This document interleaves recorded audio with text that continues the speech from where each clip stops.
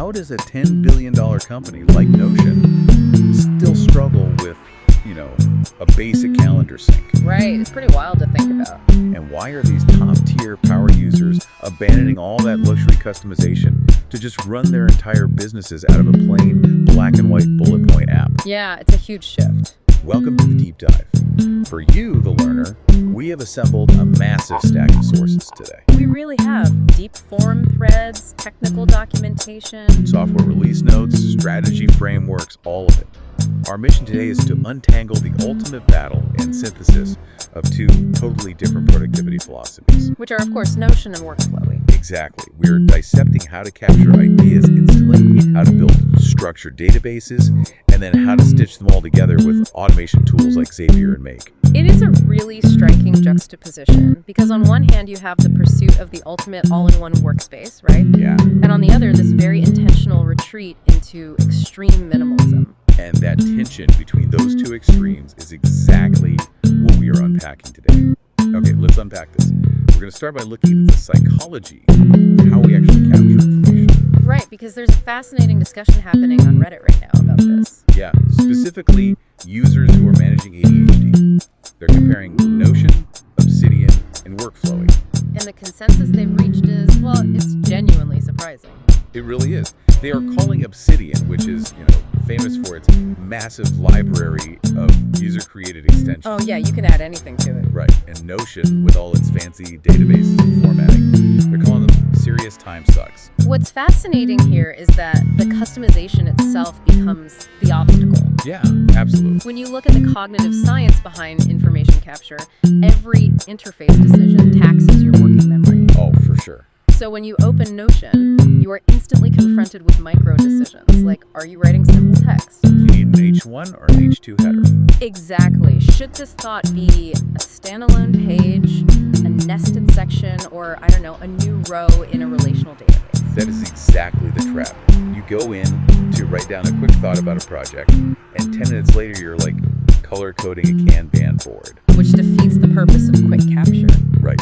But Workflowy entirely bypasses that trap. There is zero friction. Zero. You don't choose anything, you just make a bullet point. And it's not just a static, dumb list either. No, not at all. Our sources highlight two specific features that users are absolutely raving about. Backlinks and mirrors. Let's break those down. Sure. So a backlink is your automatic connector.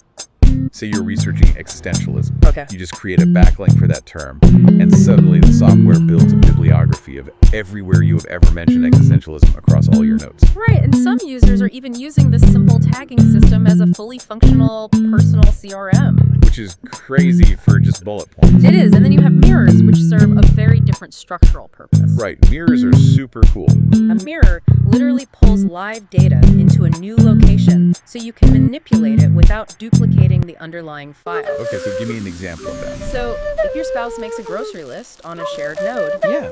you can mirror that exact list onto your personal today dashboard. Nice. And if you check off the milk on your dashboard, it checks it off on the original list. That's amazing. You could basically mirror different lists from all over your workspace to build a live Kanban board without ever moving the original data. Exactly. It's brilliant in its simplicity. It really is. It feels like Notion is this giant, complex Lego set where you spend way more time meticulously building the perfect storage box than you actually spend playing with the Legos. That's a great way to put it. While Workflowy, by contrast, is just a trusty pocket notebook. But wait, I hear that and I have to wonder about the ceiling on a tool like that.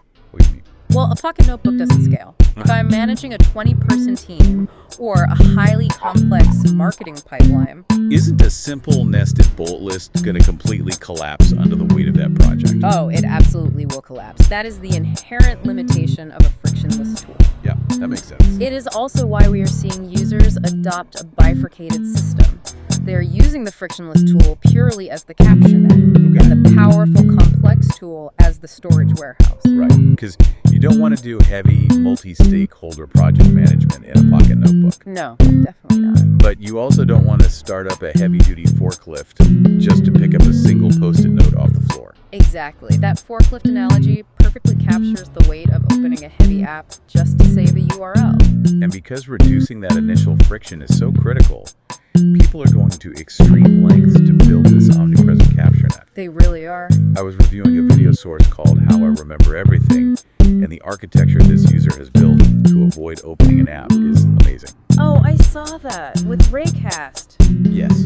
On a Mac, they're using an app launcher called Raycast. If you're on Windows, I think the equivalent is Flow Launcher. Right.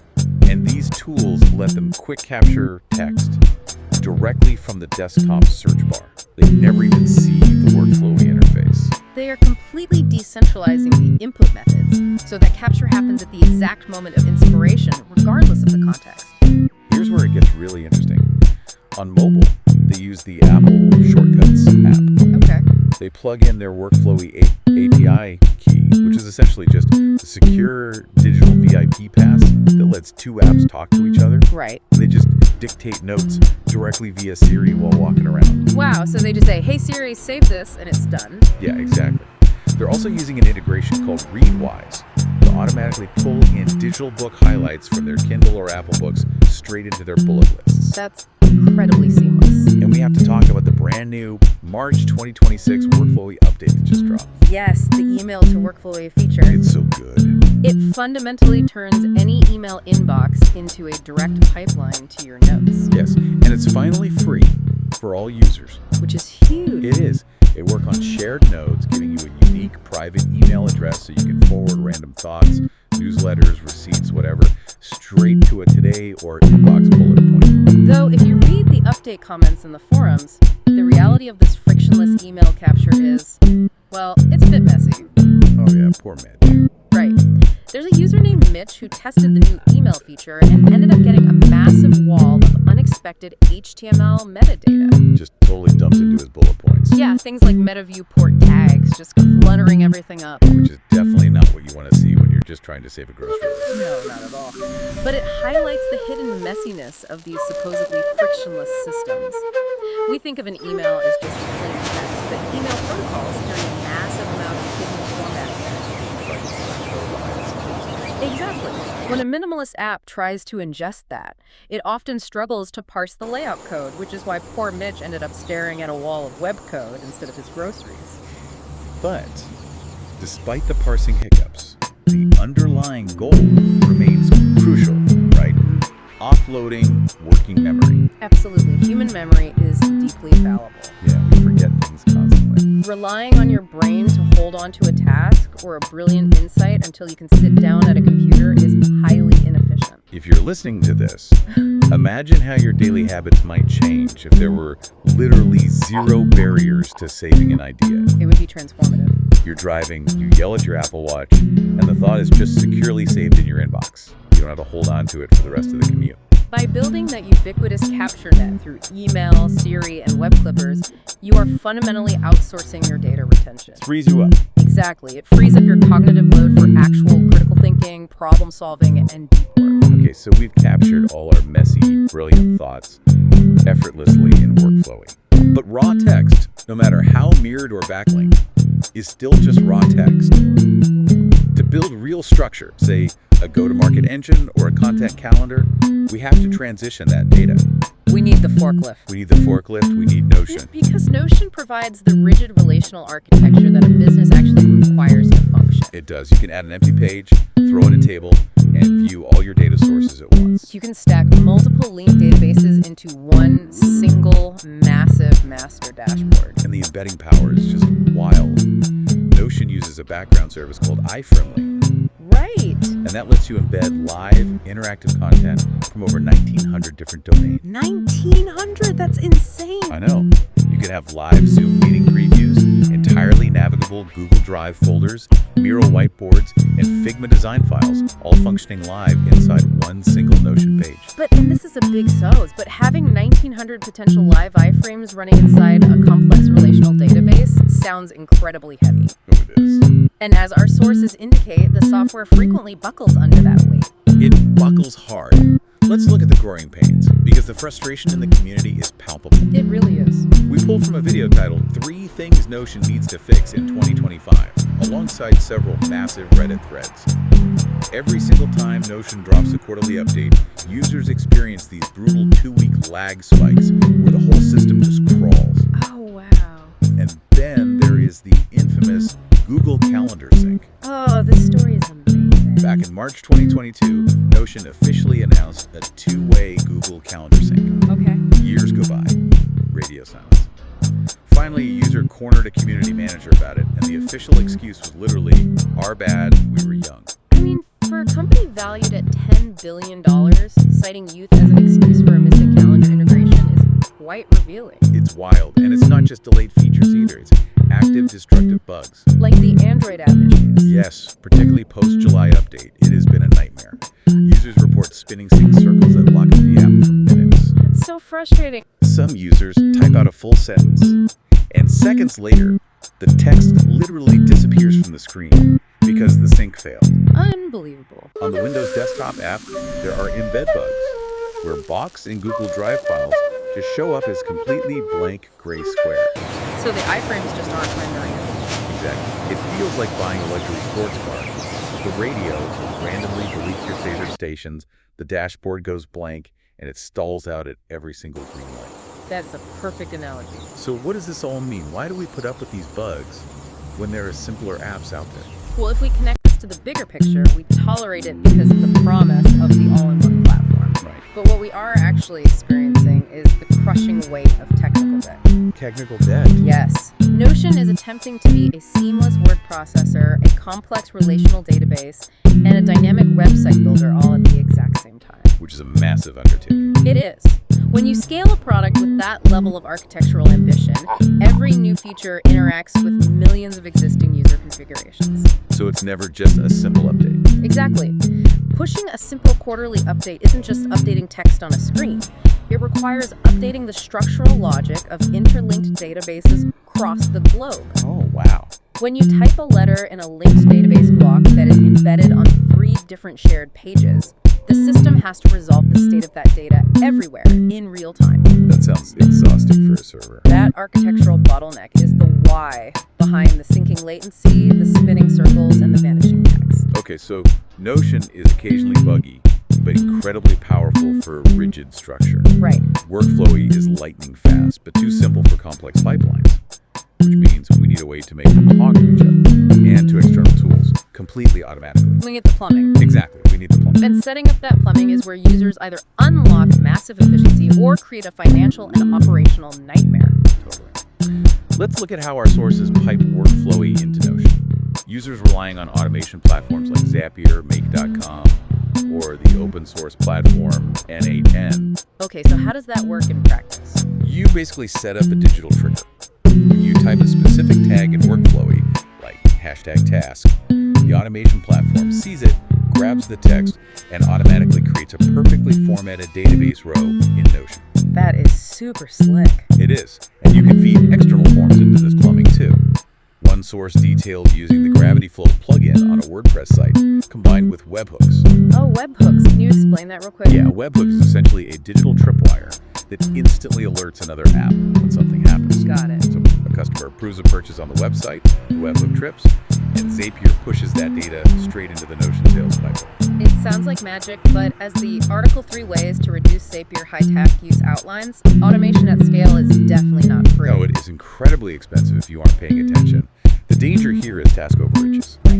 In Zapier, every single step your automation takes counts as a task, and you pay per task. So if your business suddenly goes viral or a process loops unexpectedly, A standard $137 monthly team plan can get hit with massive overage fees that cost far more than the subscription itself. ouch!